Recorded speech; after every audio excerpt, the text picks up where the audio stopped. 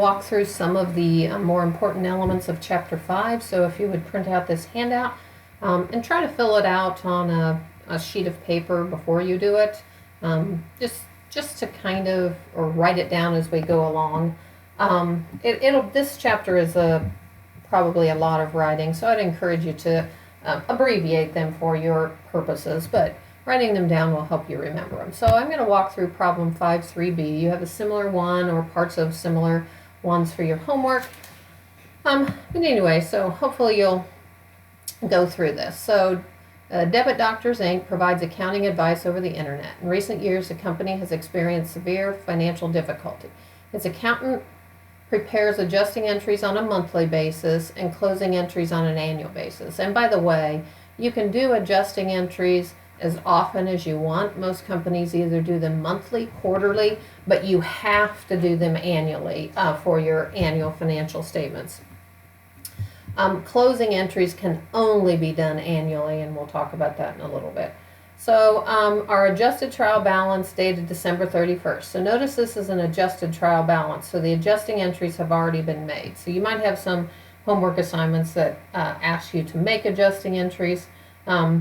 If so, you need to do those and change the balances according to what you've adjusted. So like unexpired insurance might need adjusted, prepaid or grants, supplies, salaries, interest, unearned revenue. So those are the ones that might need adjusting, but we're told this is already adjusted. So then the requirements are we are going to prepare an income statement, statement of retained earnings for the year ended December 31st. So again, all of these balances are accurate, and also prepare the company's balance sheet. The company incurred no income tax expense in the current year. If they did, I would need to make an adjusting entry to debit income tax expense and credit income taxes payable. Then we're going to do the closing entries and an after closing financial statements, and we're going to evaluate the company's performance. So of the financial statements, income statement, retained earnings, and balance sheet, this is the order that you have to do them. You have to do the income statement first, then you have to do the retained earnings statement, and then you have to do the balance sheet. Not that you couldn't start the other ones, but you simply can't finish the retained earnings statement until you have the income statement done. Okay, so here's our adjusted trial balance.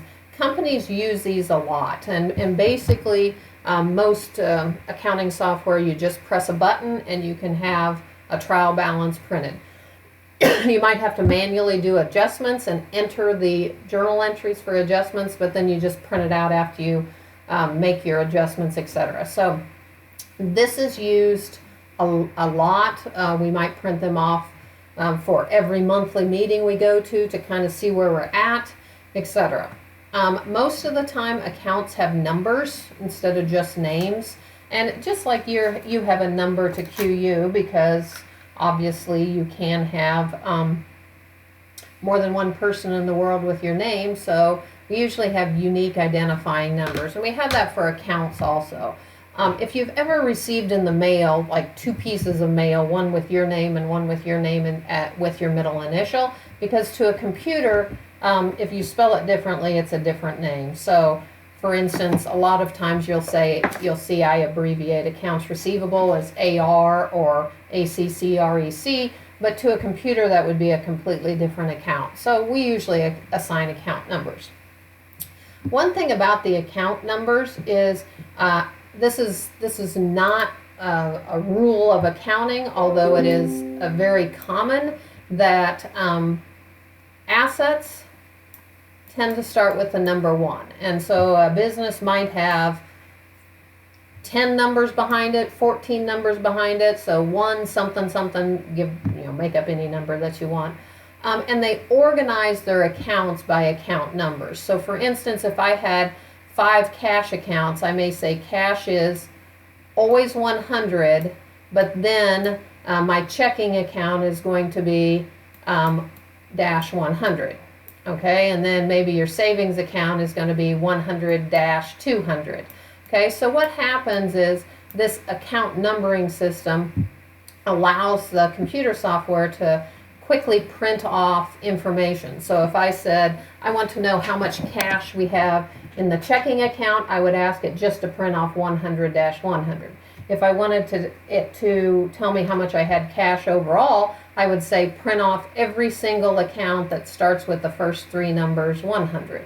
Okay, so that's an account numbering system. The account numbers are sometimes very, very long, like your Social Security number, for instance, but most of the time they're long, not to save money on the journal entry, but to save money or time, I'm sorry, not to save time on the journal entry part, but to save time on the report preparation, so I can quickly query a report that just says, okay, then I may say, I'm going to change this a little bit. Okay, so maybe my middle number is the division. So this one is cash, and this one is Quincy division, and this is the checking account. And so if I had cash at St. Louis division, so that's the St. Louis checking account. So everything at St. Louis would have the middle numbers 200. And when I say the middle numbers, you could make it the first three numbers, you could make it the last three numbers, so the order. But you tend to then say, okay, I want to print out a report of only St. Louis accounts, so I would have it query the report focusing on the middle numbers of 200. Or if I want to print out, I want to know what my checking account is at all locations, I would query a report that would focus on printing out a report with only the last three numbers. So again, account numbers can be very long.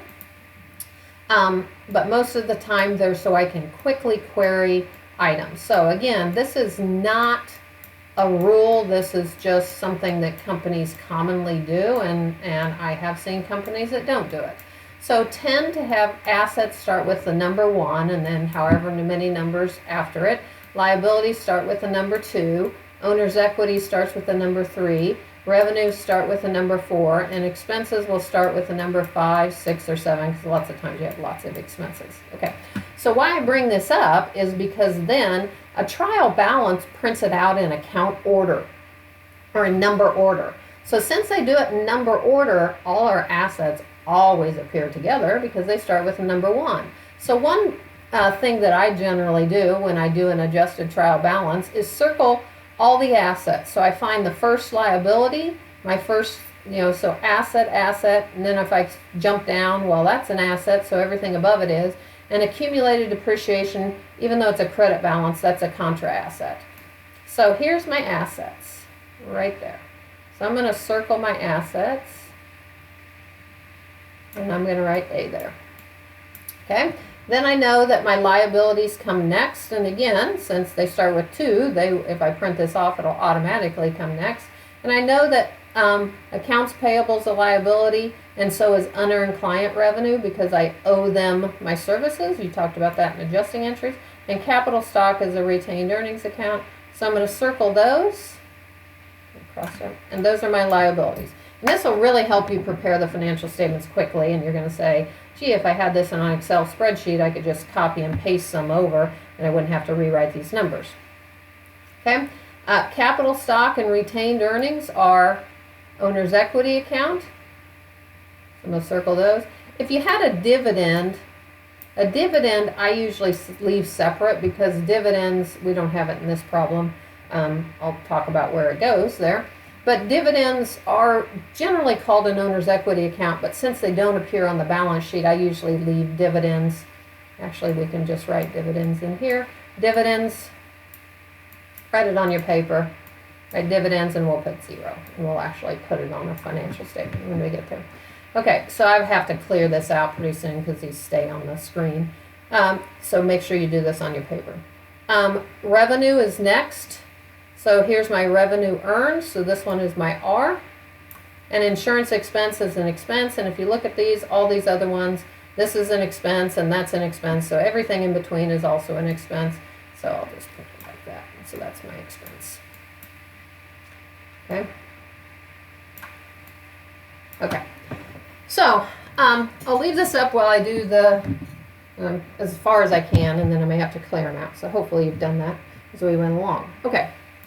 So the first thing I do is an income statement, and an income statement is simply, and if you don't know anything, I have students who actually get through this class and don't know an income statement is revenues minus expenses. That, honestly, if you don't get that out of this class, you simply need to retake it. That is, you have done that in every fundraiser you've ever done. So if you have kids and do fundraisers, or helped with a fundraiser, or been in a fundraiser, etc., if you decided, hey, we're going to buy pizzas and sell pizzas, at some point in time you decided, gee, I'm buying a pizza for $2 and selling it for $5, I'm making $3 each.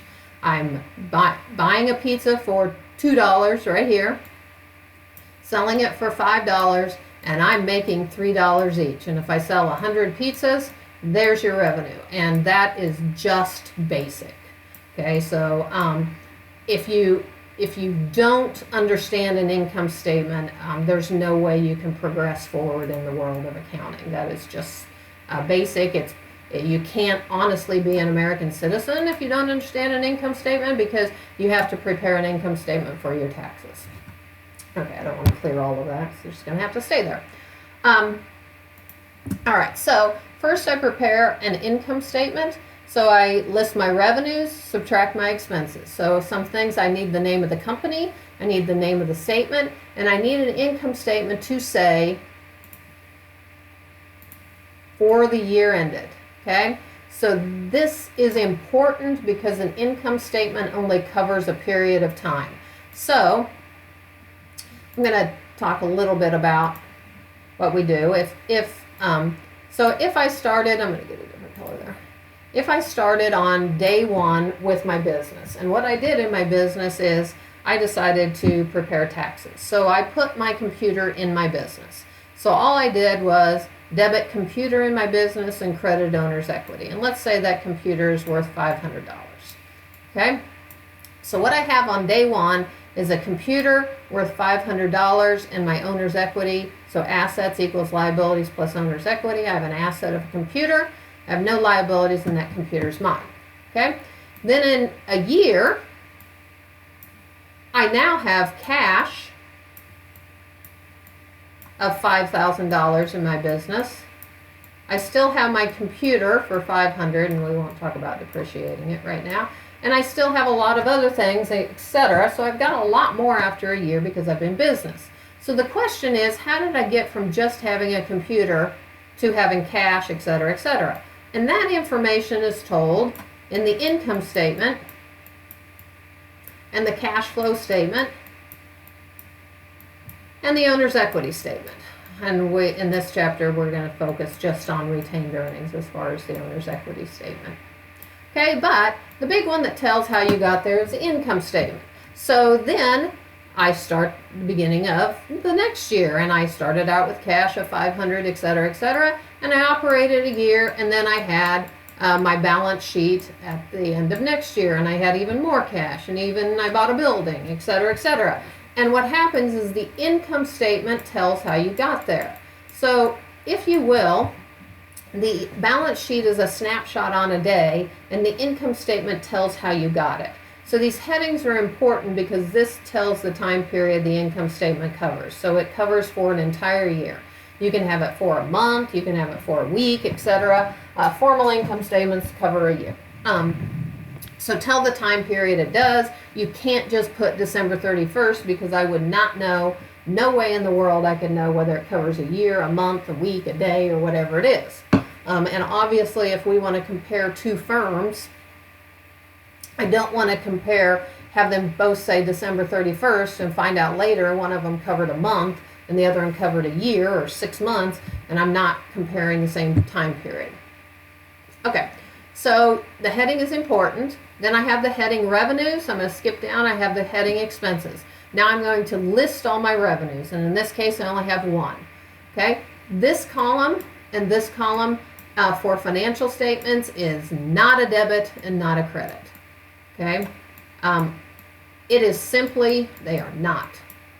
A lot of people get confused because revenues are credit and expenses are debit, so it looks like that. They're simply just to make it look pretty. So if I put all my expenses over here, it would be very confusing what I do with the 56,700 and how do I add it into these, and if I'm going to total my expenses, I've got to jump some numbers, etc., etc. So for instance, if I did this 10 20, and let's see, 40, 20, and 20. Okay, and then, well, never mind. 140, 20, 20, and 30. Okay.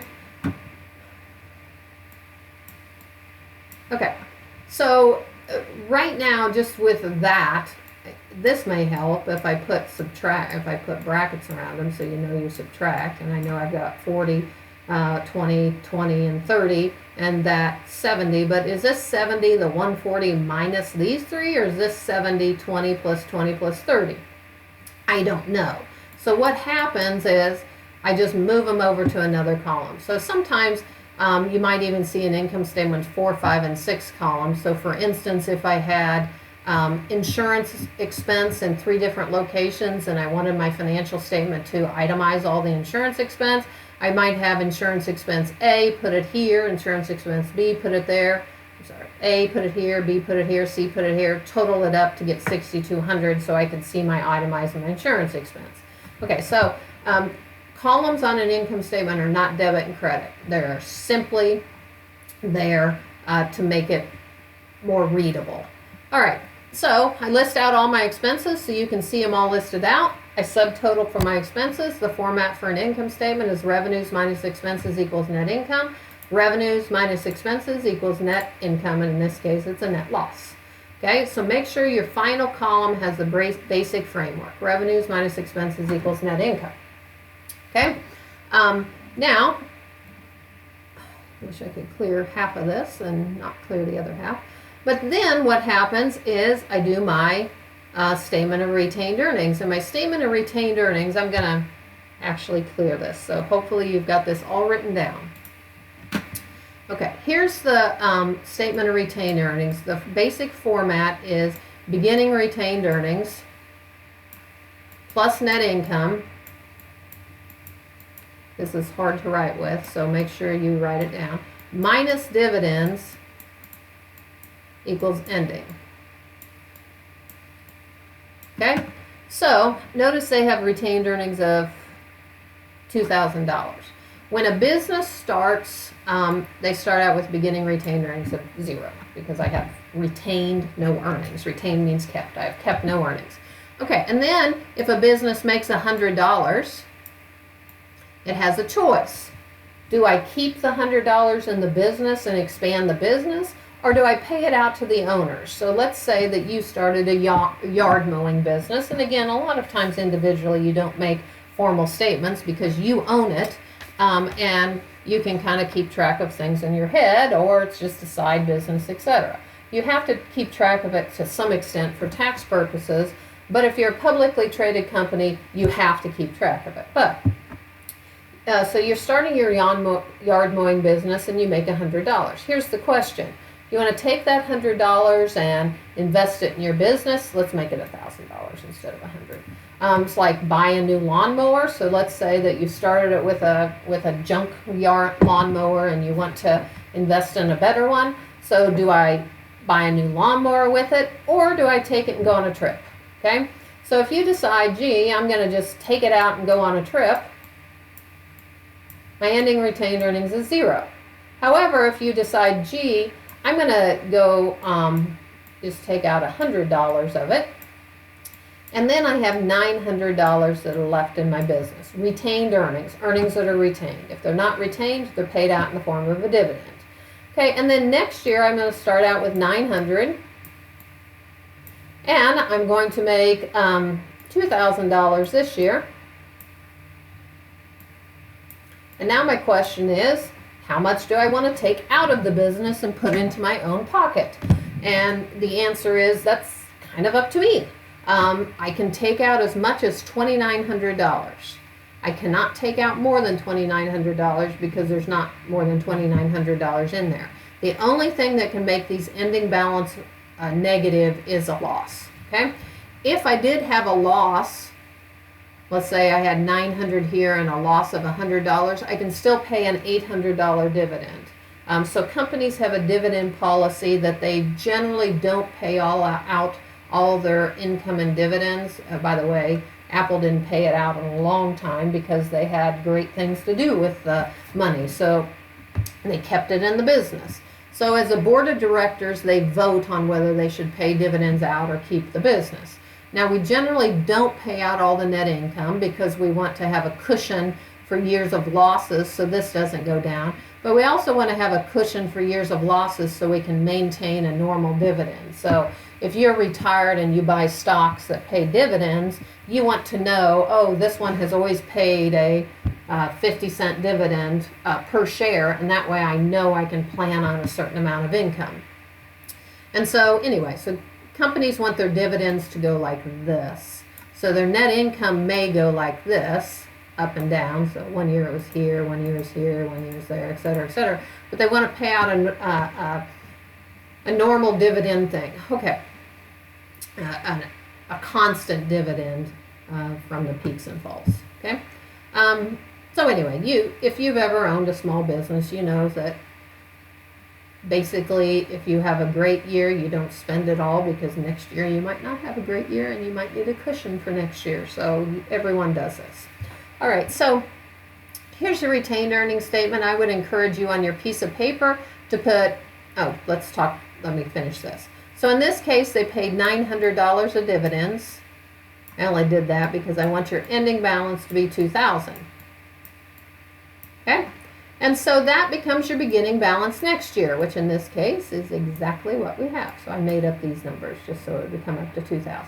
So I have my beginning retained earnings at $2,000, add my net income. In this case, it's a net loss, so I subtract $31,600. If you care to, you can write less dividends and put 0 in there. And so I have my retained earnings at the end of the current year of $29,600. Okay? And this is problematic right now because basically my retained earnings is in a negative. A lot of startup companies have it. When I go, notice I only have $450 of cash, so I might have to have another investment from an owner to keep paying my bills, etc. So anyway, make sure you throw dividends in there just so you can see it. The next thing I'm going to do is my income or my balance sheet. So first the income statement, then the retained earnings statement. Make sure you know that this number is always going to feed into that. Okay, so as I scroll down, I want you to remember this negative $29,600.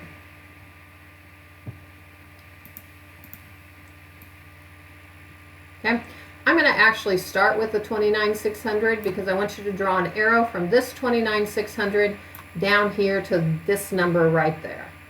So retained earnings $29,600. So draw the arrow because retained earnings comes from the retained earnings statement. So again, the retained earnings statement has the name of the company, the name of the statement, and this is also for the year. It is not on a specific date. This is for the year. So notice the retained earnings end of the year on December 31st is $12,600. And however, look at your balance sheet heading. It is a snapshot on a specific date. So this comes right down there. So that has to go in there. So notice this balance sheet is as of the year end, and this is your retained earnings as of the year end. That's why you have to do the retained earnings statement before you can finish the balance sheet. Okay, so as far as the balance sheet again just has a date for the end of the year. We have a heading for assets, we have a heading for liabilities, and we have a heading for stockholders' equity. So I go back here, and if I look at it, you have those circled for assets. So I just simply write down the names and write down the balances. So notice these come straight over. Cash, accounts receivable, down to furniture, well, we'll go down to supplies, etc. Okay? I pull over in a different column. Again, these are not debits and these are not credits. These are just two columns to make it look pretty. Okay, so since the $6,600 is how much of the furniture and fixtures used up, I put my $10,000 in a column, subtract my $6,600, and this is the book value right here. This is my book value of my furniture and fixtures. So this is how much is left on it, not yet depreciated. So basically, I just pull the numbers so you can see. It would be easy to have an Excel spreadsheet to just copy and paste it over. Then I'm going to list my liabilities. My liabilities are down to unearned client revenue. Don't put unearned client revenue in the revenues, because unearned, right here, makes it a liability. Somebody has paid me and I haven't done the work yet, so I owe them $600 of work. So I just list my liabilities, list them, total them up, and then I go to my owner's equity, and I have capital stock and retained earnings. So 4,000, but I've already written the 29,600 from above. So of the adjusted trial balance, it's very important to know that every one of these balances as of December 31st, except for this one. This one is still sitting there as of the beginning of the year and not the end of the year, because I haven't done anything with it. Okay, so now the last thing I do, I've got my assets added up. Don't forget to accumulated depreciation is a negative number, so I'm going to net it out. I have my liabilities added up. I have my total stockholders' equity. And now I'm going to make sure that my assets equal my liabilities and owner's equity, and that's pretty important. Now I send those financial statements out to shareholders, and I'm ready to start a new year. But remember, my little picture, I do a balance sheet here. I have my income statement for the year and for the year only for this period of time. And then I have a balance sheet, and I start all over. So if I start all over, I need to zero out, whoops, that's beginning, the 2,000, I circled the wrong number. Okay, the 2,000 is the beginning. So I need to zero out all of these income statement accounts to start the new year. Okay, they don't just magically zero out. You actually have to get them out of there. Okay, so let's go on to the closing entries.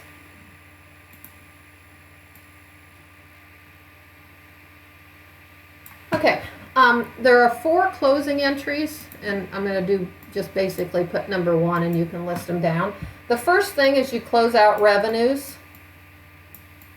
to income summary.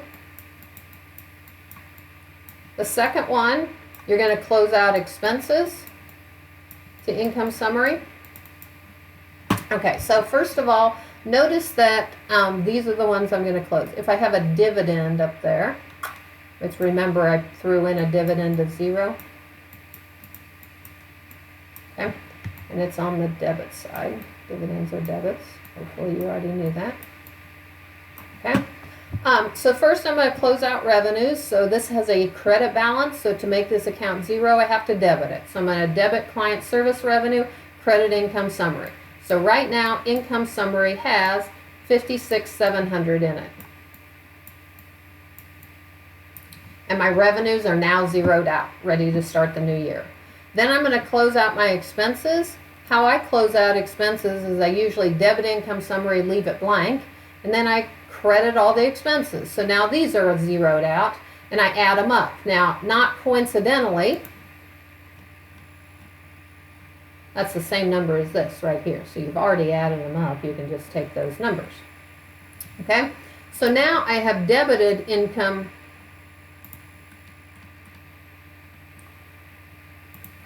Now I've debited income summary for $88,300. So if I make a T account of my income summary, $88,300 minus $56,700,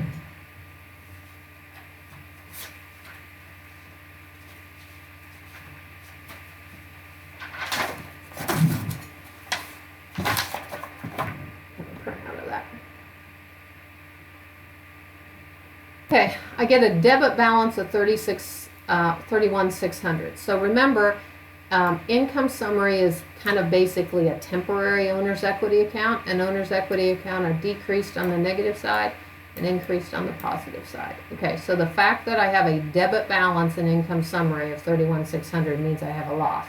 So if you go back to your income statement, you can see, gee, indeed I do have a loss of $31,600.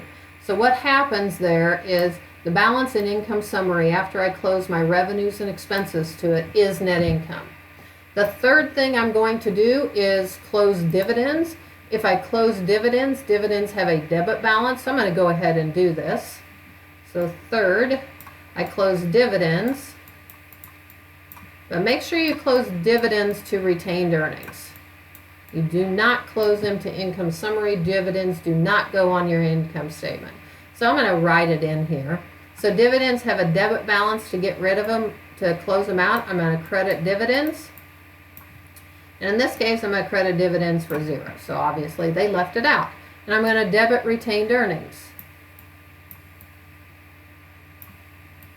So notice retained earnings is an owner's equity account. So debiting retained earnings makes it go down. So I'm taking earnings out of the business and handing them to the owners. So it's no longer the business's money to work with.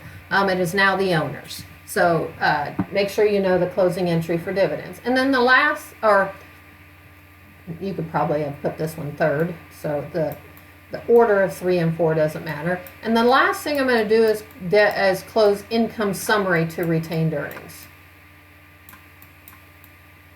Okay, so notice income summary has a debit balance of 31.6. So I'm going to credit it to get it out to 0. So now I'm going to credit it over here. So it is now zeroed out. And I throw it into retained earnings. So notice that here I've debited retained earnings, which decreases it. This entry would be flipped if you had revenue, if I had net income. So I'm going to go back. Remember, I've debited it for dividends, I've decreased it for dividends, and I've decreased it for a loss. And if this were income, I'd go back. So if I go back to the retained earnings statement, look, your beginning balance is right here for your retained earnings. And then I made my first closing entry that zeroed out the dividends and reduced retained earnings for it. So if I had dividends in here, I'd subtract out the dividends. And then I reduced retained earnings in a journal entry for my loss. So if you look at the retained earnings T account, I had $2,000 credit in it. And then I debited it for $31,600.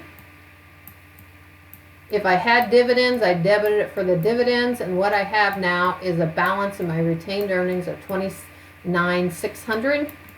And so guess what? All of this account's now 0. These accounts are now 0. And retained earnings is now sitting at a debit balance, because it's a loss, of $29,600. Okay? Okay, I want you to look at that a little bit. Because the next thing we are going to do is a post-closing trial balance. A post-closing trial balance just lists all of our accounts after closing. And look at these. Cash, accounts receivable. All of these are the same as these. All of these are the same as these, with the exception of retained earnings. Retained earnings is now $29,600 because I've closed all my revenues and expenses and dividends in it.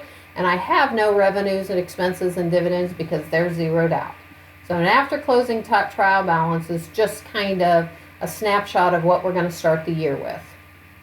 Okay, and then you can kind of see as far as your financial performance. I think we all know that losing $31,000 is very bad. You can also say that, look at some relationships. I lost $31,600 and only made $56,700. Look at my expenses compared to my revenues. So a $31,600 loss if I had $560,000 is one thing, but a $31,600 loss out of only $56,000 of revenue is a pretty scary situation. Notice that's 56%. I've thrown my retained earnings into a deficit, which is a big concern because I'm going to have an influx of capital to keep me in business. Notice I have only $450 of cash on hand.